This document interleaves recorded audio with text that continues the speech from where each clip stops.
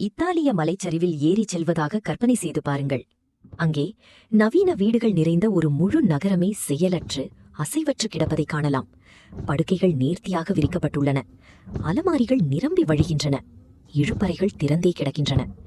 இந்த பொருட்களுக்கு சொந்தக்காரர்கள் அவற்றை விட்டுச் செல்ல முடிவு செய்யவில்லை. அவர்கள் இன்னும் உயிருடன் தான் இருக்கிறார்கள். ஆனால் தங்கள் வாழ்க்கையை எடுத்து செல்ல அவர்களால் திரும்பி வர முடியாது.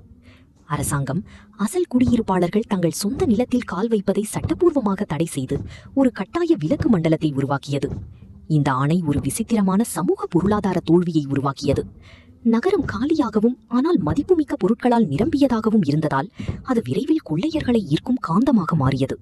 இன்று குடியிருப்பாளர்கள் தங்கள் சொந்த வீட்டு வாசல்களில் பூட்டு போடுவதற்காக நள்ளிரவில் சட்டவிரோதமாக திரும்பி வர வேண்டிய கட்டாயத்தில் உள்ளனர். கிட்டத்தட்ட 1000 மக்களை கொண்ட ஒரு செழிப்பான சமூகம் சட்டப்பூர்வமாக அமல்படுத்தப்பட்ட ஒரு வெற்றிடத்தால் மாற்றப்பட்டுள்ளது. இப்படித்தான் ஒரு நவீன நகரம் ஒரே இரவில் சட்டவிரோத நகரமாக மாறுகிறது. சரியாக 10 ஆண்டுகளுக்கு முன்பு நள்ளிரவில் நகரம் ஆழ்ந்த உறக்கத்தில் இருந்தபோது சில கிலோமீட்டர் தொலைவில் ஒரு மாபெரும் நிலநடுக்கம் ஏற்பட்டது. நிலநடுக்கத்தின் பெரும் சக்தி கான்கிரீட் கட்டிடங்களை இரண்டாக பிளந்தது. தெருக்களை புதைத்து ஆயிரக்கணக்கான டன் கட்டுமான கற்களுக்கு அடியில் குடும்ப கார்களை நசுக்கியது. உடனடி பீதி குடும்பங்களை இருளில் வெளியேறும்படி கட்டாயப்படுத்தியது.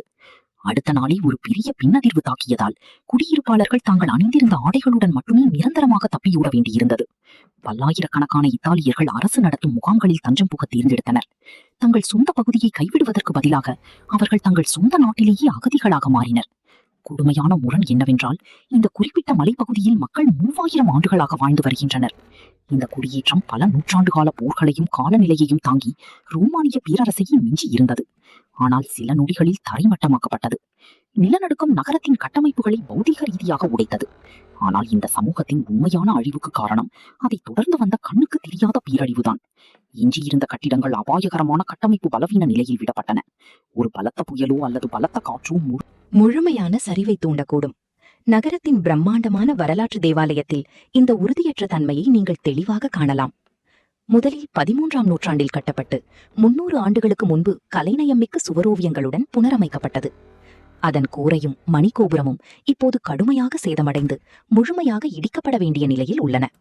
அந்த முழு குடியிருப்பு பகுதியும் இடிந்து விழும் அபாயத்தில் இருப்பதால் அரசு அதிகாரப்பூர்வமாக அனைத்து நுழைவுகளுக்கும் தடை விதித்தது.